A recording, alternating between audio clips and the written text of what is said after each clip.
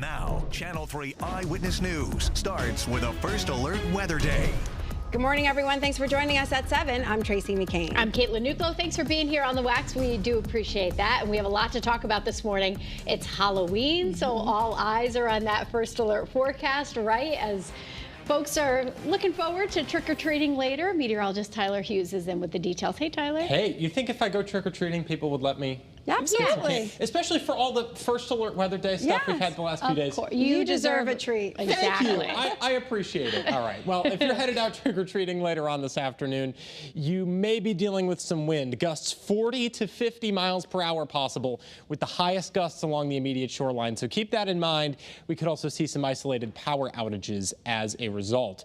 We picked up quite a bit of rainfall last night, 2 to 3 inches along some of our southern counties, an inch or more pretty much for all of us on here. Where you see some of these lighter shades of green, this is an inch or more of rainfall. And so picked up a good amount of rainfall in some spots that led to some isolated ponding and flooding. First Alert Live radar showing the majority of the state is dry for now. It's just the central, very northern part of Hartford County that's seeing some shower activity at the moment. So hour by hour, we start off with a breezy start this morning, wind gusts 20 to 30 miles per hour, and then by this afternoon, we're looking at wind gusts 40 miles per hour or more. Wouldn't surprise me if we pick up a few 50-mile-per-hour wind gusts later on.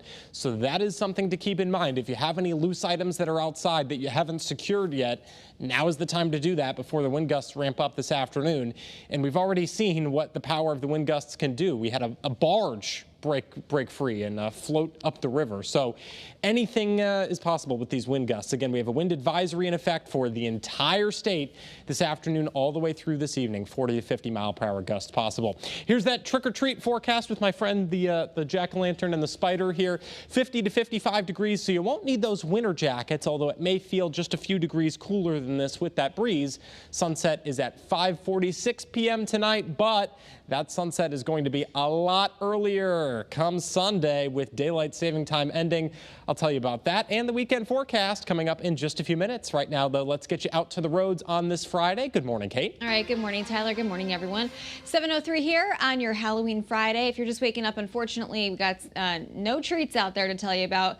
Roads are a little compromised still this morning after a lot of rain moved through overnight. We've got some road closures. We've got some trees and wires down. So in Durham, Route 17, New Haven Road is blocked off at Coe Road. In Suffield, Route 75 is closed at Mapleton Avenue. Now, you might be also dealing with some localized road closures that your local DPW crews are reporting, but that's just what DOT is telling us. Now, we got some emergency road work taking place here in Middletown, 91 northbound between exits 20 and 21. This is as a result of an overnight crash here. The crash happened before we came on air at 4:30, still active though, and they've now transitioned to doing some road work here, which you can see to that guardrail. So things are very slow going through this stretch, as they should be. Reminder, slow down, move over. It is the law. You can still see roads are a little damp out there. The wind, though, will help dry them out, but could still be dealing with some puddling and ponding depending on where you're traveling. Just make sure that you're taking it easy. That's a check at your Connecticut Chevy First Alert Traffic Report, driven by your Connecticut Chevy dealers.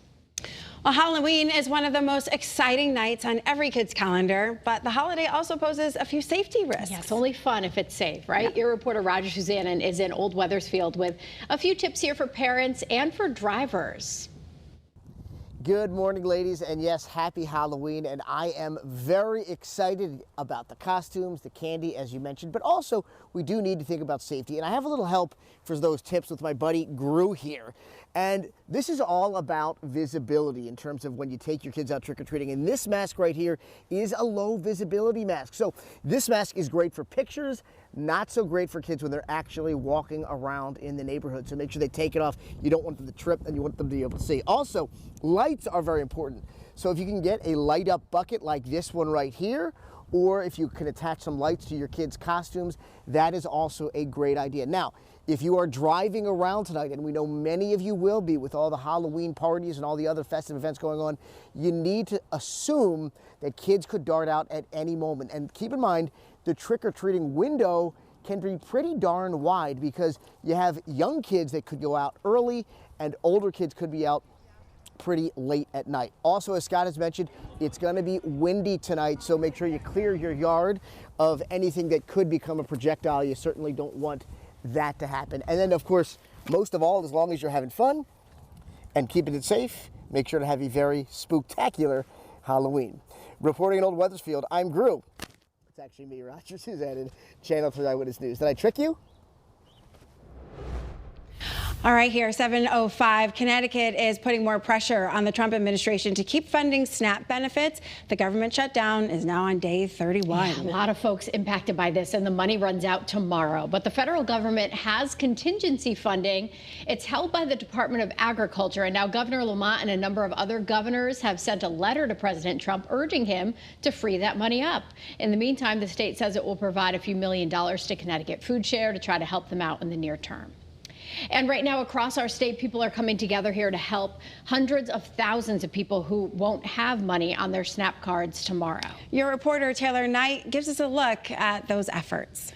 Here in New Haven, the city and community groups are coming together today at Loaves and Fishes Food Pantry to announce a new emergency response fund. But if you don't live in New Haven, that is okay. There are other ways to get help.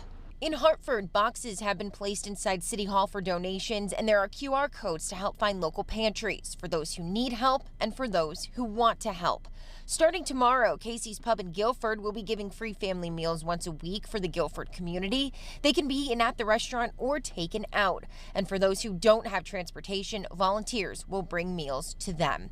Governor Ned Lamont is also giving Food Share $3 million to help stock food pantries all across the state. During the rest of this government shutdown, if you need help getting food or if you want to help out by donating, you can dial 211 to find a food pantry near you. Your reporter in New Haven, Taylor Knight, Channel 3 Eyewitness News. Some breaking news now to get to at 7:07. We just learned 2 barges have floated up to West Haven. They broke off of a mooring in New Haven during some strong winds last night, and they floated 5 miles to Milford, and now they ended up in West Haven. Take a live look here from Ocean Avenue right now. You can see they're right there. Our crews just got there after checking out Milford and noticed that they were gone. So we called the Coast Guard. They tell us there are plans in place. The owners are going to have to work to recover them. We're working to find out what comes out next. And of course, we'll keep you updated with those details as soon as we have them. Well, the issue at the heart of this shutdown is tax credits, and that's part of the Affordable Care Act. The big, beautiful bill that President Trump signed into law earlier this year does not include funding to extend those tax credits. Democrats demand the funding is restored before reopening the government, and they argue that health care costs will increase for all of us. Republicans say they will not negotiate an extension until the government is back open. The Affordable Care Act program is called Access Health CT here, and about 150,000 people rely on it for health insurance. Premiums are expected to rise just over 25% on average, but some people will end up paying close to double what they paid last year. Open enrollment starts tomorrow, and there are events around the state next week to help you make the choice that's best for you. Today, the woman accused of holding her stepson captive for over 2 decades is scheduled in court. Kimberly Sullivan is accused of locking him inside a small room and withholding food and water. The victim police say he set that room on fire in a desperate attempt to escape. The 32-year-old allegedly weighed less than 70 pounds at that time. Today, we could learn more about the release of his medical records. Well, right now, if you live or work in Bridgeport, take a careful look here at the color of your water that's coming out of your faucet today. The city has fixed a water main break, but your water could still be coming out a different color. So crews need to flush out the system here throughout the day, try to get it back to normal. You may want to use bottled water for drinking and cooking. Avoid washing your clothes right now. Run cold water until it comes out clear before you drink it. Stanford-based AmeriCares is on the ground to help in Jamaica. The organization arrived there yesterday. Crews will be restoring health services in storm-damaged communities. They're ready to coordinate deliveries of medicine and relief supplies. They'll even provide emergency funding to help health facilities reopen. If you'd like to donate to the relief effort, we have a list of ways you can help on the Channel 3 app. Let's go town by town now for a look at what's happening across our state on this Halloween. All right, well, first stop is in Milford here, where the Walnut Beach Creamery is hosting the Witches of Walnut Beach. It'll be an evening of music, dancing, and a parade. Free ice cream for anyone in a costume. The fun starts at 5 o'clock at Walnut Beach Creamery on Broadway, runs until 7. All right, let's head to Waterbury now, where the city will be dedicating new public art celebrating water. A pair of sculptures titled H2O and Essential are there to symbolize strength and vitality and celebrate the city's identity. The event is at Platt Park, starts at 10:15 this morning.